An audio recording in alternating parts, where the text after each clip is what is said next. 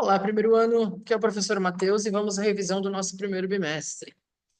Então, no nosso primeiro bimestre, a gente estudou aí basicamente quatro assuntos. Então, vamos começar aqui com o assunto de pronomes sujeito e de pronomes objeto, né? Antes ainda de falar dos pronomes, a gente tem que entender o que que é um sujeito e o que que é um objeto numa frase, né?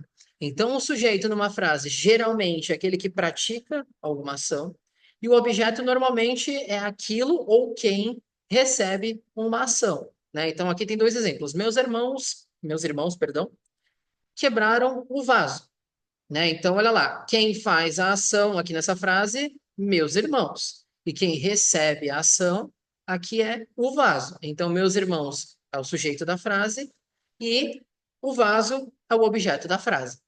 A menina presenteará o irmão. Então, a menina é quem está fazendo a ação, o irmão é quem está recebendo a ação, né? Então, a menina, nesse caso, é o sujeito e o irmão, nesse caso, é o objeto.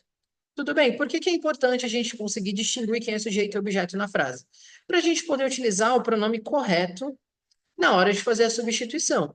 Então, eu só posso substituir, né, os sujeitos por esses pronomes aqui, I, you, he, she, it, we, they, e eu só posso substituir os objetos por esses pronomes aqui, me, you, him, her, it, us e them. Eu não posso misturar, nem posso colocar um pronome objeto na posição de sujeito, nem posso colocar um pronome sujeito na posição de objeto, tá? Isso é errado, tá bom? E aqui tem dois exemplos, então, de substituição de sujeito e objeto por pronomes, né? Então, olha lá, a frase Paul loves Sarah, né? Então, o Paul ama a Sarah. Então, olha lá, o Paul aqui está na posição de sujeito. Se eu for trocar por ele, o ele que eu tenho que utilizar é o ele dos sujeitos, né? Então, o he. Agora, Sarah, eu não posso trocar por she, porque ela está na posição de objeto, né? Então, eu tenho que utilizar o her. Então, a substituição fica he loves her. No segundo exemplo, Sarah loves Paul. Então, eu só troquei sujeito e objeto de lugar para a gente ver que a frase muda, né? Agora, a Sarah está na posição de sujeito e o Paul está na posição de objeto. Então, aqui eu tenho que usar o she, porque o she que é o pronome sujeito, e eu tenho que usar o him para o Paul, porque ele está na posição, né, de objeto aqui, e aí o ele na posição de objeto, então, em inglês é o him. Tudo bem? No caderno, a gente fez exercício e a gente tem mais exemplos também. Então, eu peço, por favor, que vocês vão até o caderno para dar uma olhada, porque só com esses exemplos aqui fica pouco. Mas aí eu não quis colocar porque a gente tem no caderno para o vídeo não ficar muito extenso. Tudo bem? Os possessivos, né? Então, aqueles que dão a ideia de posse. Meu, teu, dele, dela. Né? Em inglês são my, your, his, her, its, our e their. Né? Então, meu, minha e os plurais meus, minhas, né? Então não tem diferença aqui de plural singular masculino e feminino, né? O my faz todas essas funções. O your, que é teu, tua, teus, tuas, e o de vocês. O his, que é o dele. O her, que é o dela. O its, que é o dele e dela, né? Para tudo aquilo que não é pessoa. O or, que é o nosso, nossa, nossos, nossas, e o their, que é o deles ou delas, tá? E aí é importante. Aqui a gente diferencia, né? Se é dele e dela, e diferencia também se são pessoas ou não de que a gente está falando da posse. O their não, tá bom? O their, ele serve tanto para masculino e feminino, né? Deles e delas, e serve também para o que não é pessoa, tá bom? Diferente do his e her. Então, his e her para pessoa, e it para tudo aquilo que não for pessoa. Agora, o there não, né? O there é deles e delas para pessoas ou não pessoas, tudo bem? Isso aqui tá mais explicadinho com mais calma no conteúdo do caderno, tudo bem? Então, se quiser dar uma olhadinha lá, pode ser que ajude. Bom, exemplos.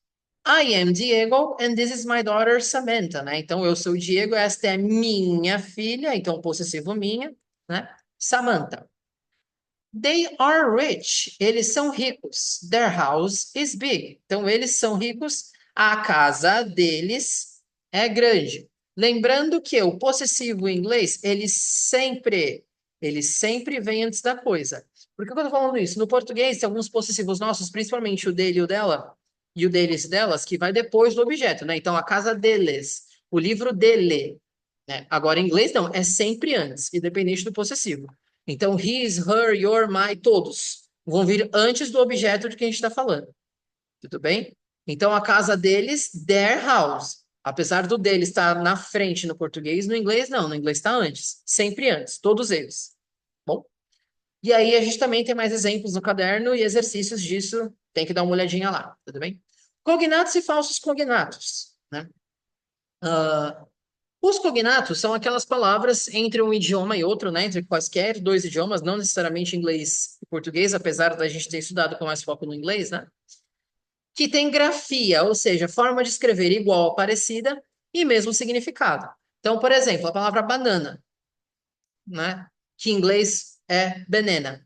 É um cognato porque ela serve para designar a mesma fruta. Então, se escreve, né, igual e designa a mesma coisa, tem o mesmo significado.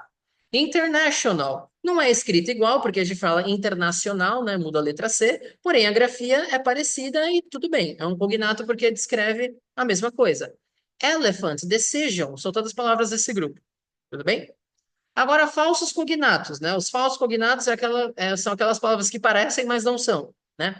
Então, são palavras que têm grafia igual ou parecida entre dois idiomas, porém os significados são diferentes, né? Então, olha lá, a palavra fabric lembra a palavra fábrica, mas não é isso que significa, né? Fabric significa tecido. Então, tem uma grafia parecida, mas significado diferente, né? Parents, que lembra parentes, na verdade significa pais. Lunch, que lembra a palavra lanche, né? Mas na verdade significa almoço. Né? Legend, que lembra a palavra legenda, mas na verdade significa lenda. Né? Então a gente chama de falsos cognatos essas palavras que parecem uma coisa, mas não são. Tudo bem? Por fim, a gente estudou o futuro com will, né? Que é existem dois futuros no inglês, o futuro com will, o futuro com going to, e a gente estudou o que eu considero o mais fácil, né? Que é o futuro com will. Tudo bem? Então, para a gente colocar um verbo no futuro no inglês, é só a gente colocar um will na frente dele. Então, study é o verbo estudar, will study o verbo estudará ou estudarei, aí depende do sujeito, né? Se for na negativa, esse will vira um won't, e se for uma pergunta, é importante, né? Com perguntas, a gente precisa fazer a inversão. A gente precisa colocar o will antes do sujeito.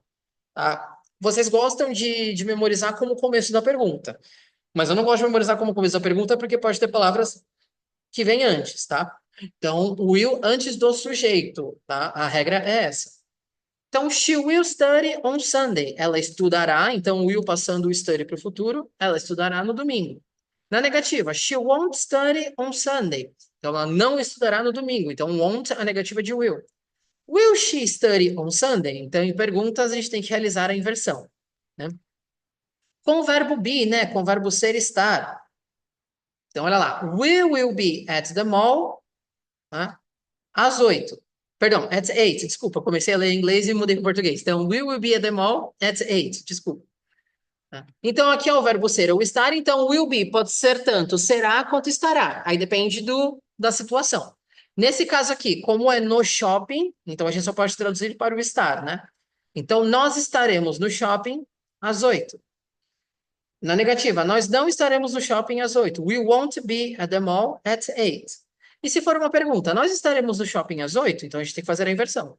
We will be at the mall at 8. Então a gente inverte, né, com o sujeito para as perguntas. Tudo bem? Desejo a vocês bons estudos. Espero que vocês vejam esse vídeo pelo menos mais uma vez para ajudar a memorizar os conteúdos, né? Porque são 4 assuntos. Pode ser que alguma coisa acabe ficando meio fraca aí na memória, né? E se vocês tiverem alguma dúvida, é só me procurar, tudo bem? Então, vejo vocês. See you!